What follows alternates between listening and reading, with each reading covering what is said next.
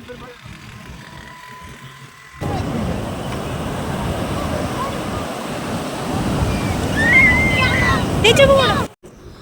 എല്ലാവർക്കും welcome back to കിഡി vlog ചാനലിലോട്ട് എല്ലാവർക്കും സ്വാഗതം. അപ്പോൾ എല്ലാവരും ഇതുവരെ സബ്സ്ക്രൈബ് ചെയ്യാത്തവരെ സബ്സ്ക്രൈബ് ചെയ്യും. അപ്പോൾ നമ്മൾ ഇന്നത്തെ ട്രിപ്പ് എന്ന് പറയുന്നത് നല്ല ബഡ്ജറ്റ് ഫ്രണ്ട്ലി ആയിട്ട് നമ്മൾ പാലക്കാട് പോവുകയാണ് കേട്ടോ. ബഡ്ജറ്റൊക്കെ ഉൾക്കൊള്ളിച്ചുകൊണ്ട് നല്ലൊരു വീഡിയോ വേറെ ചെയ്യുന്നതായിരിക്കും. അപ്പോൾ നമ്മൾ ആദ്യം തൃശ്ശൂരിൽ നിന്ന് പോകുമ്പോൾ നമ്മൾ ആദ്യം കുതിരാൻ വഴിയാണ് പോയത്. കുതിരാൻ തുരങ്കൊക്കെ കടന്ന് ചെറിയ രീതിയിലാണ് കുതിരാൻ്റെ ഒരു വീഡിയോ കൊടുത്തിട്ടുള്ളൂ, ഡീറ്റെയിൽ ചെയ്ത് കൊടുത്തിട്ടില്ല. അപ്പം നല്ലൊരു കുട്ടികൾക്ക് ഇടയ്ക്കിടയ്ക്ക് ഞങ്ങൾ പോകാറുള്ളൊരു റൂട്ടാണ്. അവർക്കത് ഭയങ്കര ഇഷ്ടമാണ്. ഒരു ഗുഹയുടെ ഉള്ളിൽ കൂടെ കിടക്കുന്നു എന്നൊക്കെ പറഞ്ഞ് അവർ വെയിറ്റ് ചെയ്തിരിക്കുന്നൊരു നല്ലൊരു ഇതാണ്. അപ്പോൾ നമ്മൾ കുതിരാനൊക്കെ കടന്നു നമ്മളിങ്ങനെ പോവുകയാണ് കേട്ടോ. അപ്പോൾ നമ്മൾ പാലക്കാട് അട്ടപ്പാടി ആണ് പോകാൻ ഉദ്ദേശിച്ചിരിക്കുന്നത്. അട്ടപ്പാടി ഭവാനിപ്പുഴയാണ്. അത് നല്ല കുട്ടികളൊക്കെ ആയിട്ട് കരക്കിരുന്നിരുന്ന ആളുകൾ ഒരു കുറച്ച് സമയം കഴിഞ്ഞപ്പോഴത്തേനും അങ്ങനെ വെള്ളത്തിലൊക്കെ ഇറങ്ങി. നമ്മൾ ഡ്രസ്സൊക്കെ കരുതിയിട്ടുണ്ടായിരുന്നു, എങ്കിലും നമ്മൾ ആദ്യമേ ഇട്ടിരുന്ന ആ ഡ്രസ്സ് നനച്ച കാരണം പിന്നെ അതിലായി. വെള്ളം നല്ല ഒഴുക്കുണ്ട്. ഭവാനിപ്പുഴയാണ്. ഇപ്പം അധികം വെള്ളമില്ലാത്ത സമയമായതുകൊണ്ട് നല്ല രസമുണ്ട്. പക്ഷെ എങ്കിലും നല്ല ഒഴുക്കുണ്ട്. പക്ഷെ ഒഴുകിയാലും പിള്ളേരങ്ങനെ ഒഴുകി പോയാലും അങ്ങനെ വിഷയമൊന്നുമില്ല കേട്ടോ. ആ ഒരു ഏരിയയിൽ ഒഴുക്ക് കഴിഞ്ഞ് പിന്നെ എത്തുന്നത് ഒരു ചെറിയൊരു ഒട്ടും വെള്ളമില്ലാത്തൊരു ഇതിലേക്ക് എത്തുന്നത്. അതായത് അങ്ങനെ ദൂരെ ആഴമുള്ള വെള്ളത്തിലേക്കൊന്നുമല്ല, ചെറിയൊരു കനാല് പോലെ ഇതിലേക്കാണ് അത് എത്തുന്നത്. ഇപ്പോൾ നിലവിൽ മഴക്കാലമാകുമ്പോൾ എങ്ങനെയാണെന്ന് അറിയാൻ പറ്റില്ല. അപ്പോൾ അവർ നമ്മൾ ഫ്രീ ആയിട്ട് കുറച്ച് സമയം വിട്ടു. നമ്മുടെ ഇച്ചാപ്പൊക്കെ ഭയങ്കര ഹാപ്പിയാണ്. ആദ്യം എന്താ പറയുക, മൂത്ത കുട്ടീനെ വെള്ളത്തിലിറക്കിയ സമയത്ത് അവൻ അൺഎക്സ്പെക്റ്റഡായിട്ട് വെള്ളത്തിലോട്ട് ചാടുകയൊക്കെ ചെയ്തു. പക്ഷെ കുഴപ്പമൊന്നും ഉണ്ടായില്ല. പാറയാണ്, നമ്മൾ വഴുതി വീണ് കഴിഞ്ഞാൽ ബുദ്ധിമുട്ടാണ്. അപ്പോൾ നമ്മൾ പിടിച്ചിട്ട് തന്നെയാണ് എല്ലാം ചെയ്തത്. ഭയങ്കര ഹാപ്പി ആയിരുന്നു കുട്ടികൾക്കും. അപ്പം നമ്മുടെ വീടിൻ്റെ അവിടെയൊക്കെ ആണെങ്കിൽ പണ്ടൊക്കെ പുഴയും തോടൊക്കെ ഉണ്ടായിരുന്നു.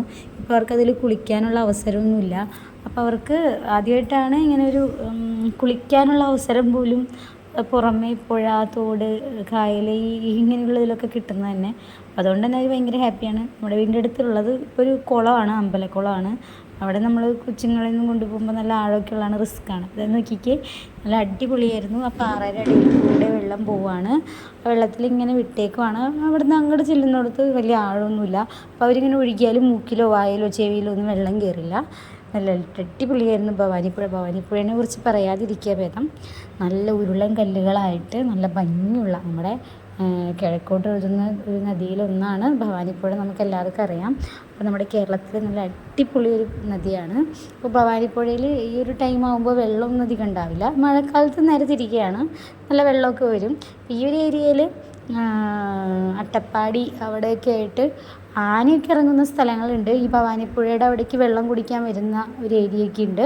ഈ ഒരു ഏരിയ എന്ന് പറയുന്നത് നല്ല സേഫായിട്ടുള്ള ഏരിയയാണ്. ഒരുപാട് ടൂറിസ്റ്റേഴ്സ് ഉണ്ടായിരുന്നു കേട്ടോ.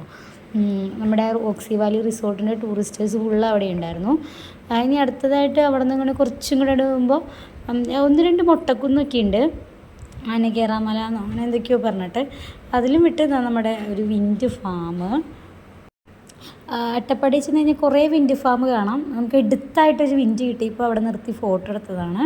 പിന്നെ നമ്മൾ അട്ടപ്പാടിയിൽ പരിചയമുള്ള ഒരാളെ കിട്ടി. അട്ടപ്പാടിയിൽ അഗളി എത്തുന്നതിന് മുന്നായിട്ട് നമ്മളിത് പോയത് മണ്ണാർക്കാട് കൂടി കടന്ന് അട്ടപ്പാടി വഴി അഗളി വഴി നമ്മൾ ആനക്കട്ടി കുഴി കോയമ്പത്തൂർക്ക് പോകാനാണെന്ന്. ഇതിപ്പോൾ നമ്മൾ അട്ടപ്പാടി എത്തിയപ്പോൾ അഗളിയൊക്കെ എത്താറായപ്പോൾ ഒരു പരിചയമുള്ള ഒരാളെ കിട്ടി. ആൾ പറഞ്ഞു ശിവമുടി എന്ന് പറഞ്ഞു കഴിഞ്ഞാൽ മല നമുക്ക് മുകളിൽ നിന്ന് കാണിച്ചു തരാമെന്ന് പറഞ്ഞിട്ട് നമ്മളൊരു ചെറിയ ട്രക്കിങ് പോലെ ശരിക്കും അവിടുത്തെ ഒരു താമസക്കാരൻ്റെ കൂടെ, അതായത് നമ്മൾ ഒഫീഷ്യലായിട്ടുള്ള അല്ലെങ്കിൽ നമ്മൾ ടൂറിസ്റ്റുകളുടെ ഒന്നൊരു ട്രക്കിംഗ് ഏരിയ അല്ല, അവർ സ്ഥിരം പോകുന്ന ഒരു ഏരിയയിലൂടെ നമ്മൾ കാട്ടിലൂടെ കുറച്ച് ദൂരം അങ്ങ് പോയി. നമുക്ക് കറക്റ്റ് ഇങ്ങനെ കാടിൻ്റെ ആ ഒരു ഭീതിയൊക്കെ ഉണ്ടായിരുന്നു. നല്ല രസമായിരുന്നു അത്. നമ്മൾ കുറേ പോയി കഴിഞ്ഞപ്പോൾ ഒട്ടും കിടക്കാൻ പറ്റാത്ത രീതിയിൽ പുല്ലൊക്കെ വന്ന് മൂടി കിടക്കുന്ന ഇടമായിപ്പോൾ. പിന്നെ കൊച്ചുങ്ങളൊക്കെ ആയപ്പോൾ നമ്മൾ പറഞ്ഞു അത്ര അങ്ങോട്ട് ഇനി പോകണ്ടെന്ന് പറഞ്ഞു.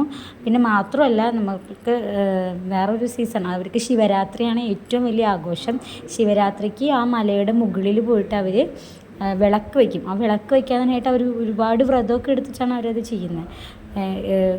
പുഴയിൽ മുങ്ങി ഇത്ര ദിവസം വ്രതം എടുത്ത് പുഴയിൽ മുങ്ങിക്കിടന്നിട്ടൊക്കെയാണ് അവർ ആ ഒരു വിളക്ക് വയ്ക്കാനായിട്ട് പോകുന്നത്. എല്ലാവർക്കും പെർമിഷൻ ഇല്ല. എത്രയോ ദൂരം വരെ പോലീസ് പോകും, അത് കഴിഞ്ഞ് പോകില്ല. കണ്ടോ, ആ കാടൊക്കെയായി. പിന്നെ അങ്ങോട്ട് അത് അവിടുത്തെ ഒരു പയ്യനാണ്, പിന്നെ അങ്ങോട്ട് പോകണ്ടെന്ന് പറഞ്ഞു അവൻ തിരിച്ചിറങ്ങുകയാണ് ചെയ്തത്. കാരണം അവിടെ നിന്ന് നോക്കുമ്പോൾ മല, അവൻ തന്നെ കുറച്ച് മുകളിൽ കയറിപ്പോയിട്ട് പറഞ്ഞു മല കോട വന്ന് മൂടിയെന്ന് പറഞ്ഞു. അപ്പോൾ നമ്മൾ പിന്നെ അങ്ങോട്ട് പോയില്ല. അപ്പം നമ്മൾ ട്രക്കിങ്ങൊക്കെ അവസാനിപ്പിച്ച് ശിവരാത്രിക്ക് വരാമെന്ന് പറഞ്ഞ് ആനക്കെട്ടി വഴി കോയമ്പത്തൂരിലോട്ട് പോയി. ബഡ്ജറ്റ് ഫ്രണ്ട്ലി ആയിട്ട് പോകാൻ പറ്റിയ നല്ലൊരു ട്രിപ്പാണ്. ഇഷ്ടപ്പെട്ടാൽ ചാനൽ ലൈക്ക് ചെയ്യാനും സബ്സ്ക്രൈബ് ചെയ്യാനും എല്ലാ നോട്ടിഫിക്കേഷനും വേണ്ടിയിട്ട് നോട്ടിഫിക്കേഷൻ അമർത്താനും മറക്കല്ലേ. ബായ്.